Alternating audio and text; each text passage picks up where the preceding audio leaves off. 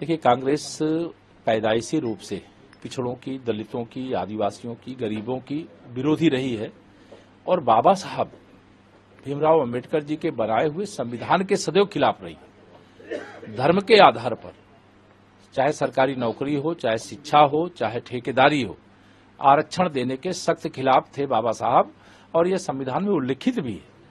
लेकिन कांग्रेस ने कर्नाटक में मुस्लिम वोट बैंक साधने के लिए जो घटिया चाल चली है, इसकी कीमत उन्हें कर्नाटक ही नहीं पूरे देश में चुकानी पड़ेगी। ये पिछड़ों की पीठ पर एक तरह से छुरा भोंकने का काम कांग्रेस पार्टी ने किया है। पहले मुसलमानों को पिछड़े वर्ग में शामिल करते हैं, फिर ठेकेदारी में उनको 4% आरक्षण देने का काम करते हैं और पिछड़ों के हक पे डाका डालने की ये कोशिश है। और कर्नाटक कांग्रेस का यह निर्णय घोर निंदनीय है, संविधान विरोधी है, पिछड़ा विरोधी है, दलित विरोधी है, आदिवासी विरोधी है, गरीब विरोधी है। सर, सपा राष्ट्र अध्यक्ष अखिलेश यादव लगातार प्रदेश सरकार पर सवाल खड़े कर रहे हैं, कह रहे कानून व्यवस्था खराब है, महिलाएं सुरक्षित नहीं। श्री अखिलेश यादव जी, पहले ये बतावें कि जो पिछड़ों को का हक में कांग्रेस ने कर्नाटक में डाका डाला है, पहले मुसलमानों को पिछड़े वर्ग में शामिल किया, फिर सरकारी ठेकों में 4% आरक्षण देने की बात कही, उस पर वो मौन क्यों धारण किए हुए, इसका जवाब दें। उत्तर प्रदेश की कानून व्यवस्था चुस्त दुरुस्त है, समाजवादी पार्टी से लाख गुना अच्छी है और समाजवादी पार्टी सत्ता के लायक पार्टी नहीं है, वह विपक्ष का भी दायित्व ठीक से नहीं निर्वाह कर रहे और हर समय फ्रस्ट्रेशन में रहते हैं।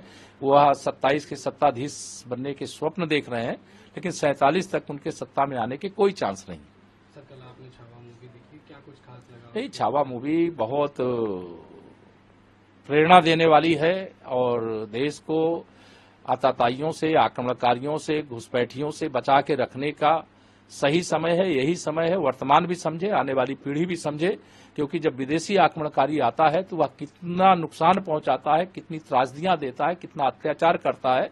और क्रूरता का अगर दूसरा कोई नाम है तो वो औरंगजेब है और उसने जितना अत्याचार किया इस भारत की धरती पर, उसको शब्दों में व्यक्त नहीं किया जा सकता।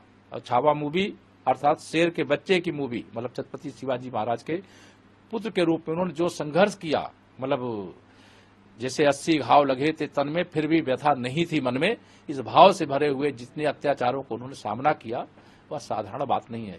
वह देख करके रोंगटे खड़े हो गए, क्रोध भी आ रहा था कि कौन सी ऐसी चूक थी, कौन सी ऐसी भूल थी जिसके कारण ऐसा आक्रमणकारी हमारे देश में। सर, विपक्ष जिस तरह से उसको समाजसेवी, महान समाजसेवी का रूप दे रही है, बता रही है, कैसे? देखिए, विपक्ष में समाजवादी पार्टी ही उसकी अगुआ है और समाजवादी पार्टी के मुखिया श्री अखिलेश यादव जी ने एक दिन यह बयान दिया कि हम छत्रपति शिवाजी महाराज का भाजपा से ज्यादा सम्मान करते हैं।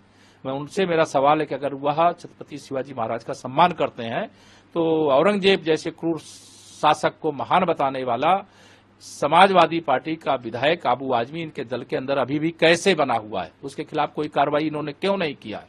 तो इससे यह समझ में आता है कि जो आबू आजमी ने कहा है वो समाजवादी पार्टी के राष्ट्रीय अध्यक्ष जी की सहमति से कहा है, उनकी स्वीकृति से कहा।